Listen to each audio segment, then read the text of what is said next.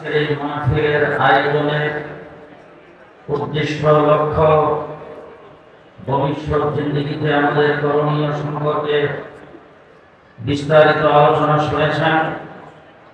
বাংলাদেশের শীর্ষ পর্যায়ের ওলামায়ে-কেরাম মাগরিবের পরেও আসবেন। যতক্ষণ সম্মেলন চলে আপনাদের সামনে বক্তব্য রাখবেন। সীমিত সংক্ষিপ্ত সময়ের ভিতরে দু চারটি কথা আপনাদের সামনে আরজ করতে চাই।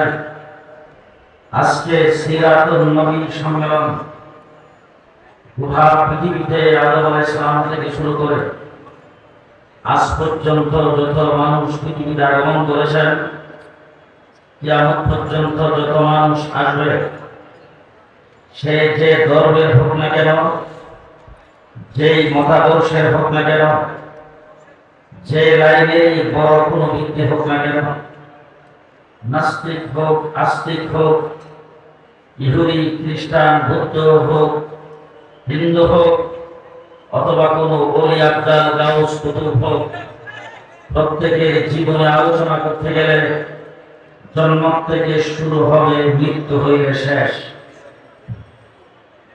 আমি কথা বাংলায় বলতেছি, যদি আমার কথা আপনারা বুঝে থাকেন, সামনে যারা বসছেন জিন্দা আছেন যে আমরা জানাই যাবে।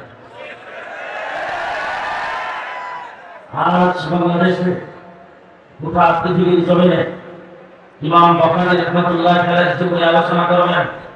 জন্ম থেকে শুরু হবে, মৃত্যু হইলে শেষ। ইমাম আহমদ ইবনে হাম্বলের জীবনী আলোচনা করবেন। জন্ম থেকে শুরু, মৃত্যু হইলে শেষ। ইমাম আবু হানিফার জীবনী, জন্ম থেকে শুরু, মৃত্যুতে শেষ। মুঈনুদ্দিন চিশতির জীবনী, জন্ম থেকে শুরু, মৃত্যুতে শেষ। আব্দুল কাদের জিলানীর জীবনী, জন্ম থেকে শুরু, মৃত্যুতে শেষ। হাফিজ হুজুর শামসুল ফরিদপুরের জীবনী, জন্ম থেকে শুরু, মৃত্যুতে শেষ। চরমনার পীর সাহেবের জীবনী, জন্ম থেকে শুরু, মৃত্যুতে শেষ। উজানির পীর সাহেবের জীবনী, জন্ম থেকে শুরু, মৃত্যুতে শেষ। আল্লামা আহমদ শফি, জনায়েত বাবনগরী, নূর হোসেন কাসেমী, মুফতি ফজলুল আলী, শাইখুল হাদিস আল্লামা আজিজুল হক, খতিব উবাইদুল হক, যার জীবনে আলোচনা করবেন। জন্ম থেকে শুরু হবে, মৃত্যু হয়ে শেষ হবে। বঙ্গবন্ধু শেখ মুজিবের আলোচনা, জন্ম থেকে শুরু, মৃত্যুতে শেষ। জিয়াউর রহমানের আলোচনা, জন্ম থেকে শুরু, মৃত্যুতে শেষ। এরশাদ সাহেব আলোচনা করবেন, জন্ম থেকে শুরু, মৃত্যুতে শেষ। একমাত্র, শুধুমাত্র, কেবলমাত্র নবী মুহাম্মদ রাসূলুল্লাহ সাল্লাল্লাহু আলাইহি ওয়াসাল্লামের জীবন আদর্শ, তার সিরাত, তার জীবনের আলোচনা করবেন। পৃথিবীর সৃষ্টি হাজার বছর আগে থেকে শুরু হবে, কিয়ামতের পরে আসমানের ময়দান পার হবে, জান্নাতে যায়। মুহাম্মদ রাসূলুল্লাহ সাল্লাল্লাহু আলাইহি ওয়াসাল্লামের আলোচনা রবিউল আউয়াল মাস থেকে শুরু হয় নাই। রাসূলের আলোচনা রবিউল আউয়ালের 12 তারিখ থেকে শুরু হয় নাই। আমার নবীর আলোচনা 1400 বছর আগে মা আমিনার গর্ভে জন্মগ্রহণ করেছেন, এখান থেকে শেষ শুরু হয় নাই। আমার নবীর আলোচনা মক্কা থেকে শুরু হয় নাই। মুহাম্মদুর রাসূলুল্লাহ সাল্লাল্লাহু আলাইহি ওয়াসাল্লামের আলোচনা সেই পৃথিবী সৃষ্টির হাজার বছর আগে থেকে শুরু হয়েছে। সূরা ইয়াসিন কোরআন শরীফের ভিতরে আল্লাহ পাক নাযিল করেছেন। সেই সূরা ইয়াসিন আল্লাহ পাক পৃথিবী সৃষ্টির হাজার বছর আগে তেলাওয়াত করেছেন। পৃথিবী সৃষ্টির হাজার বছর আগে যদি সূরা ইয়াসিন তেলাওয়াত করে থাকে, ওলামায়ে-কেরাম এখানে আছেন, আমি আপনাদের জিজ্ঞেস করতে চাই, সূরা ইয়াসিনের প্রথমে আল্লাহ কি বলে ডাক দিয়েছেন আর কি আলোচনা আল্লাহ পাক করেছেন? আল্লাহ বলছেন ইয়াসিন। মুহাম্মদুর রাসূলুল্লাহ সাল্লাল্লাহু আলাইহি ওয়াসাল্লামের এক নাম ইয়াসিন, তার সিফতি নাম ইয়াসিন। আল্লাহ পাক আমার নবী মুহাম্মদুর রাসূলুল্লাহ আল্লাহ পাকের হাবিবকে ডাক দিয়েছেন ইয়াসিন ওয়াল কুরআনিল হাকীম, হিকমতে পরিপূর্ণ কুরআনের কসম। ইন্নাকা লামিনাল মুরসালিন, ইন্নাকা লামিনাল মুরসালিন, নিশ্চয়ই আপনি, নিশ্চয়ই আপনি সমস্ত রাসূলগণের মধ্যে শ্রেষ্ঠতম রাসূল। আরবি গ্রামারে, আরবি নহু সরফে, আরবি গ্রামারে, আরবি শব্দে, আরবি অক্ষরে, আরবি বাক্যে কা এই জমিনটা কোন জায়গায় ব্যবহার হয়, কোন একজন সম্মানিত ব্যক্তিকে তার সম্মান ইজ্জত সবগুলো ঠিক রেখে সরাসরি সামনাসামনি যদি কাউকে সম্বোধন করতে হয়, সেই জায়গায় ব্যবহার হয় কা কা কা। নিষ্পাপ অঞ্চলের ভিতরে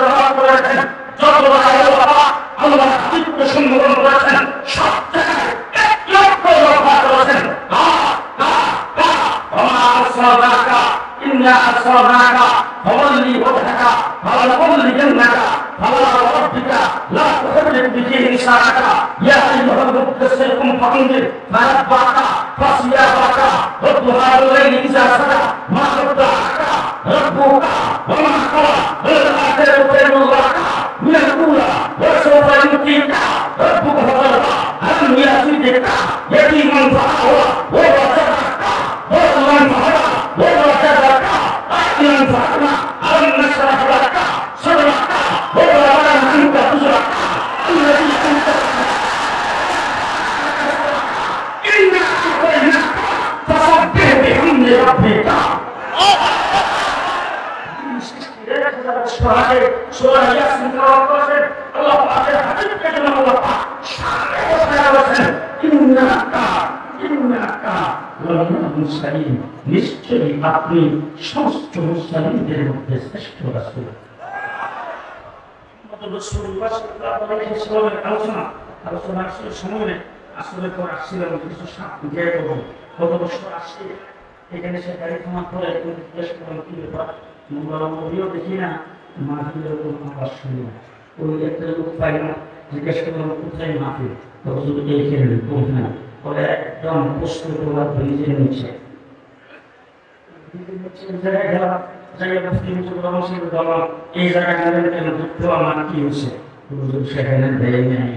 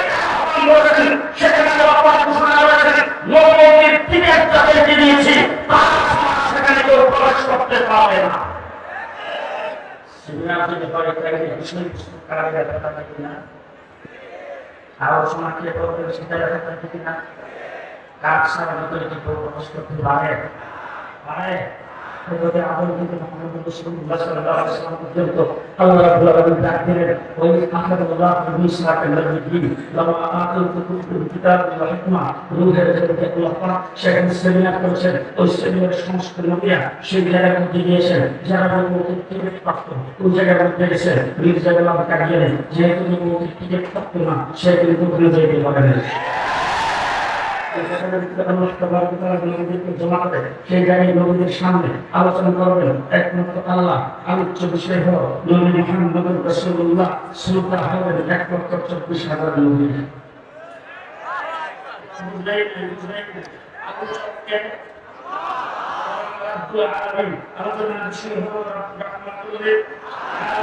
আলোচনার শ্রোতা হবেন আপনি এইসব পর্যন্ত 1,24,000 নবী সেই জায়গার ভিতরে আল্লাহ পাক আলোচনা করেছেন লামা আতাইতুকুম মিন কিতাবি ওয়া হিকমা ওলামায়ে কেরাম তোলাবায়ে কেরাম এখানে বসে আছেন লামা আতাইতুকুম মিন কিতাবি ওয়া হিকমা আদম থেকে ঈসা পর্যন্ত সমস্ত নবীদেরকে আল্লাহ তাবারক ওয়া তাআলা ডাক দিয়েছেন ডাক দিয়ে বলেছেন লামা আতাইতুকুম মিন কিতাবি ওয়া হিকমা মিন কিতাবি ওয়া হিকমা মিন এই জায়গার মধ্যে ব্যবহার করে আল্লাহ পাক যেটা বোঝাতে চাচ্ছেন কিতাব এবং হিকমত থেকে কিছু কিছু আদম থেকে ঈসা পর্যন্ত সমস্ত নবীদেরকে দেওয়া হবে নবীদের পরে সুম্মা জাআকুম রাসূল আমার নবী বিশ্ব নবী রাসূল হিসেবে আমি আল্লাহকে খেতাব দিয়েছি তিনি পৃথিবীতে আগমন করবেন কিয়ামতের দিনে আমি তোমার পাক ঘোষণা করব ইন্না আতাইনা কারু কৌশল আল্লামা আকবরকুম দীনকুম আজকের দিনে 1400 বছর আগে মুহাম্মদ রাসূলুল্লাহ আগমনের হাজির হয়েছেন আগমন থেকে শুরু করে ঈসা আলাইহিস পর্যন্ত দ্বীনের কিতাবের হিকমতের কিছু কিছু তোমাদেরকে দিয়েছি মুহাম্মদ রাসূলুল্লাহর মাধ্যমে দ্বীন অল কমপ্লিট ইসলামের জীবনী আলোচনা করতে থেকে শুরু বলতে গেলে অনেক সময় দরকার। শেষ কথা আপনাদের সামনে চাই, আমার নবী মুহাম্মদ রাসূলুল্লাহ মক্কা শরীফের জন্য মনোনয়ন করেছেন।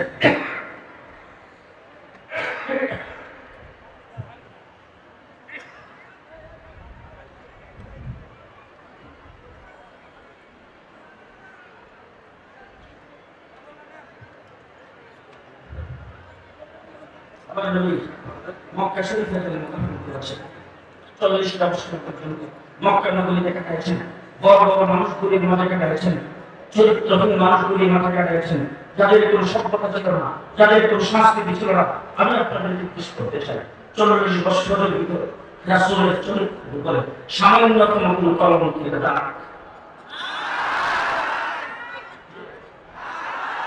আবু জাহেল রাসূলকে মাজনুন বলেছেন, পাগল বলেছেন, কিন্তু মিথ্যাবাদী বলতে আবু জাহেল রাসূলের চরিত্রের উপরে কলঙ্কের দাগ লাগাতে পারে নাই, মিথ্যাবাদী বলতে পারে নাই, চরিত্রহীন বলতে পারে নাই, কাজল বলতে পারে নাই। রাসূল সাল্লাল্লাহু আলাইহি ওয়াসাল্লামের নৈতিক চরিত্রের উপরে সামান্যতম দাগ আবু জাহেল লাগাতে পারে নাই।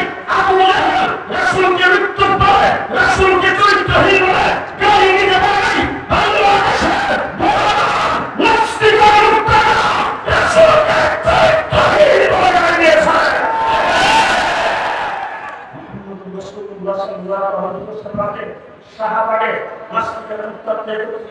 সেই জায়গার মধ্যে বক্তব্য বলেছেন, আল্লাহকে ফাঁসি দেওয়া হবে। চরিত্রের উপর যখন আঘাত করেছেন, আমাদের শেখ মুর্শিদ সারা বাংলাদেশের ওলামায়ে কেরামের মুরব্বি, সারা বাংলাদেশের উস্তাদুল উলামা আল্লামা আহমদ শফি রাহমাতুল্লাহ আলাইহি 2013 সালে শাপলা চত্বরে ছুটে এসেছিলেন। তার হাতে গুলামি আছে, তাওহীদ আল্লাহ সত্য আল্লাহ সব মাঝে এসেছিলেন। শাপলা চত্বরে আমি ওলামায়ে হয়েছিলাম, ক্ষমতা দখল করার জন্য নয়। শাপলা চত্বরে আমি গিয়েছিলাম ক্ষমতা থেকে আমাদের নামে মাত্রে নয়। শাপলা চত্বরে আমরা গিয়েছিলাম নবীর জবানের জন্য সম্মান করতে। শাপলা চত্বরে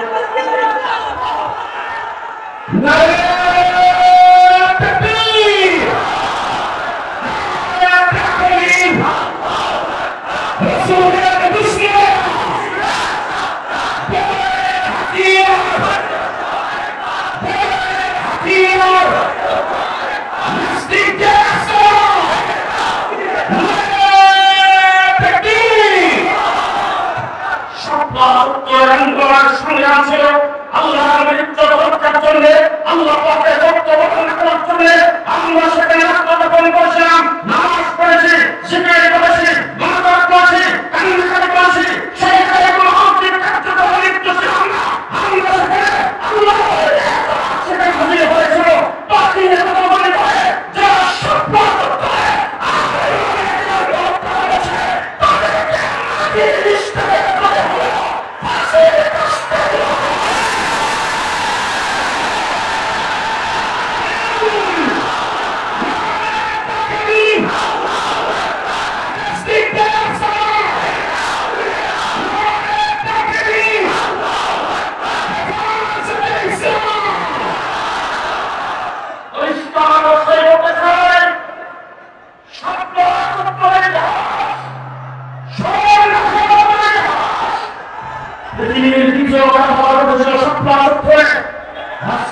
পরবর্তীকালীন সরকার ক্ষমতায় পরিষ্কার আন্দোলন করেছেন, ছাত্রদের আন্দোলন সরকারের পতন হয়েছে। খুব ভালো করে মনে রাখবেন, খুব ভালো করে মনে রাখবেন। ষষ্ঠ হিজরিতে আল্লাহর নবী সূরা হুদায়বিয়া করেছেন। সেখানে থেকে রাসূল সাল্লাল্লাহু আলাইহি ওয়াসাল্লাম 10টা শর্তে সমঝোতা করে উমরা না করে সেখান থেকে এসেছেন। কিন্তু কোরআনের আয়াত নাযিল হয়েছে, ইন্না ফাতাহনা লাকা ফাতহান মুবিনা। ষষ্ঠ হিজরিতে সূরা হয়েছে, ফতহ কিন্তু হয় নাই। কিন্তু আল্লাহ ঘোষণা করেছেন ফতহ মুবিনের কথা পরিষ্কার ভাষায় ছাত্র বন্ধ করে বলেছে। 2013 সালে শাপলা চত্বরে আন্দোলনের লক্ষ্যে স্বাধীনতার ঘোষণা হয়েছে। 5 সেকেন্ডে ফতহ ঘোষণা হয়েছে। 2024 সালে আমরা 7 বছর করেছিলাম, সেখান থেকে আমাদের ঘুরিয়ে দেওয়া হয়েছে।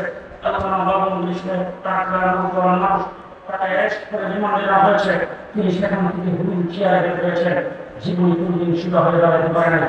2021 সালে যে মুনি বাবরি মসজিদকে ভেঙে চুরমার করে দিয়েছেন, যে কসাই মুনি গুজরাটের মুসলমানদেরকে কুফুকাত করেছেন, ট্রেনের মধ্যে আগুন দিয়ে রয়েছেন, যে মুনি কাশ্মীরের মুসলমানদের রক্ত নিয়ে খেলা করেছেন, আমরা বলেছিলাম আমরা স্বাধীনতার বিরোধী নই, আমরা উচ্চারণের বিরোধী নই, ভগৎ জয়ন্তী উচ্চারণের বিরোধী নই, 50 বছর সংগ্রামের বিরোধী নই। আমরা বলেছিলাম পৃথিবীর সমস্ত রাষ্ট্রপ্রধানদের এটা বলতেন কোনো আপত্তি নেই, কিন্তু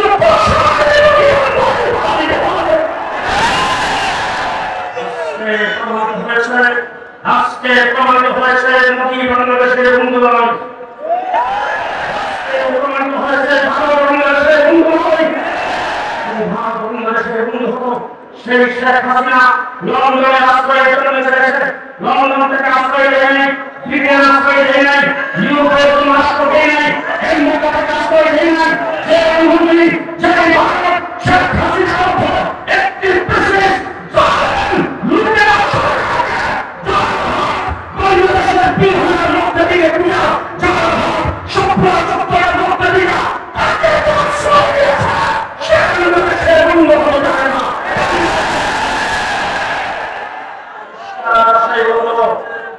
পরিষ্কার অবস্থায় বলল 70,000 মানুষ মারা গেছেন,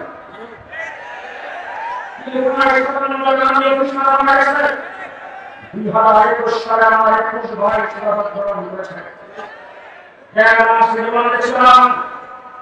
2 বছর ঢাকা গেছিলাম, মামলা 3 বছর হয়েছে,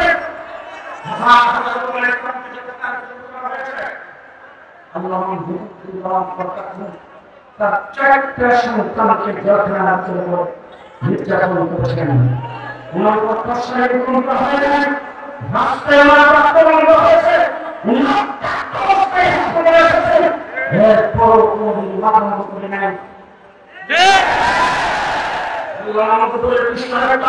সন্তানদের অবস্থায়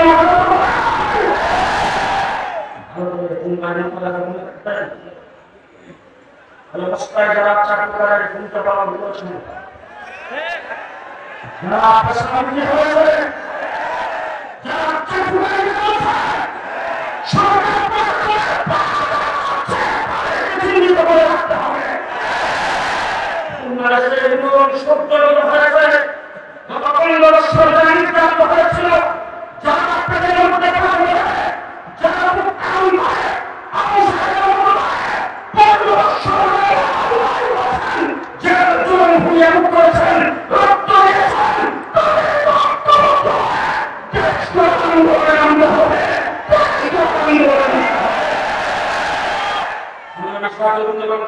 আপনাদের সাথে বলছি, শেখ হাসিনা আজকে ভারতে আশ্রয় নিয়েছে, মোদী তাকে আশ্রয় দিয়েছে।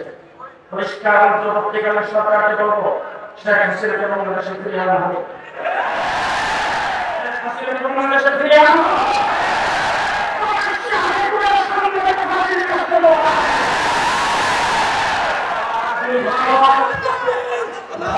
যদি শেখ হাসিনাকে ফেরত না দেন, ভারত যদি বাংলাদেশের শেখ হাসিনাকে ছেড়ে না দেন, বাংলাদেশের সঙ্গে সম্পর্ক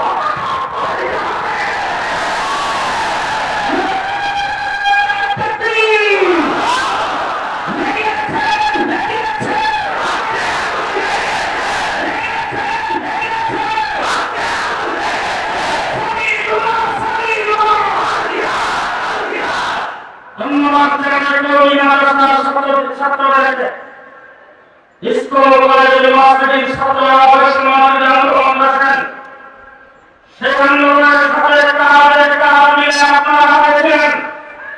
শুধু তাই নয়, যারা নিহত হয়েছেন, শাহাদাত বরণ করেছেন, তাদের মধ্যে ৭৩ জন কর্মী ছাত্র নিহত হয়েছে। শেখ হাসিনা হয়ে চলে গেছেন, পুলিশ বাহিনী যখন আত্মহত্যা নিয়েছেন, যখন কাজে যোগদান করেন নাই, রূপকে আত্মহত্যা দিয়েছে, স্কুল কলেজ ইউনিভার্সিটির ছাত্ররা ছাত্ররা বলে রক্তহীন 24 ঘন্টা ছিল। রাস্তাঘাটে পুলিশের দায়িত্ব আপনারা পালন করেছেন, এই দেশে সংখ্যালঘুদের উপর নির্যাতন সেই দোয়া করে বাংলাদেশে একটি ভয়ানক পরিস্থিতি সৃষ্টি করতে চেয়েছিল। গরমী মাতা শাসকদেরকে ধন্যবাদ জানিয়ে রাখতে চাই। মুন্নির পাহাড় আপনারা বসেছেন, একটা সংখ্যালঘু কোথাও আঘাত করতে দেন নাই। আমরা মাঠে ছিলাম, মাঠে আছি। আমরা মাঠে ছিলাম, মাঠে আছি। দেশ গঠনের জন্য আমরা মাঠে থাকবো। যারা নদীকে গাল দিয়েছেন, যারা মুজাহিদের চাইতে বেশি শব্দ উচ্চারণ করে নদীকে করেছেন, সে আঘাতের বিরুদ্ধে বাংলাদেশের বর্তমান সরকার নির্বাচনী আদেশের মাধ্যমে আপনারা সংবিধান পুনর্নির্মাণের কর্মসূচি হাতে নিয়েছেন। আপনাদেরকে ধন্যবাদ জানাতে চাই। আমরা আপনাদের পাশে থাকবো, তবে সংবিধানের মধ্যে আসতে হবে আল্লাহ রাসূল কুরআন হাদিস ইসলামের বিরুদ্ধে যে ব্যক্তি কুটুক্তি করবে তাকে প্রকাশ্যে ফাঁসির কাস্তে দেবে। দুই নম্বর কথা বলতে চাই, তত্ত্বাবধায়ক সরকারের প্রধান ডক্টর ইউনূস সাহেব, আপনাকে ধন্যবাদ জানাতে চাই। আপনি প্রথমেই বলেছেন সংখ্যালঘু, এই সংখ্যালঘুদের নাম উচ্চারণ করতে গিয়ে আপনি বলছেন হিন্দু, বৌদ্ধ, খ্রিস্টান, আহমদিয়া। আপনাকে ধন্যবাদ জানাই। হিন্দু, বৌদ্ধ, খ্রিস্টান সাথে আপনি আহমদিয়ার নাম উচ্চারণ করে তাদেরকে সংখ্যালঘুদের কাতারে ধরেছেন। এই জন্য আপনাকে ধন্যবাদ জানাই। আপনার হাতে বাংলাদেশে কাদিয়ানী সম্প্রদায় তোমার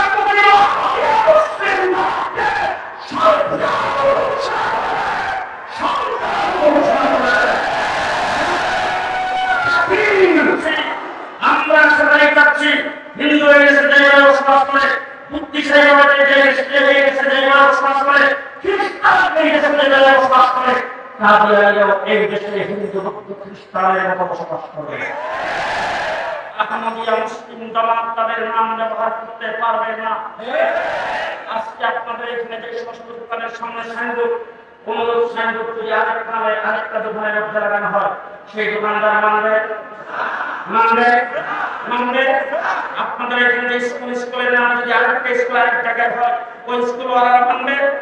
পরিষ্কার ভাষায় বলতে চাই, লা ইলাহা ইল্লাল্লাহ মুহাম্মাদুর রাসূলুল্লাহ, এটা আমি মুসলমান হিসেবে আমার ট্রেডমার্ক, আমার ট্রেড লাইসেন্স। লা ইলাহা ইল্লাল্লাহ মুহাম্মাদুর রাসূলুল্লাহ মুসলমানদের ট্রেডমার্ক, মুসলমানদের লাইসেন্স। সুতরাং এটা না শুধু মুসলমানদের হাতে আহমদিয়া মুসলিম জামাত প্রতিষ্ঠিত, আহমদিয়া মুসলিম জামাত কাদিয়ানীর সামনে লা ইলাহা ইল্লাল্লাহ সাইনবোর্ড থাকতে পারে। আপনি যে সংখ্যালঘু বলছেন, আমরা সেই জায়গাতেই করছি। মেহেরবানি করে আপনার কথা আপনারা সবাই বলেন। ধন্যবাদ সবাইকে। নাসরুন মিনাল্লাহ, ফাতহুন কারীম, ওয়াবাশশিরিল মুমিনিন।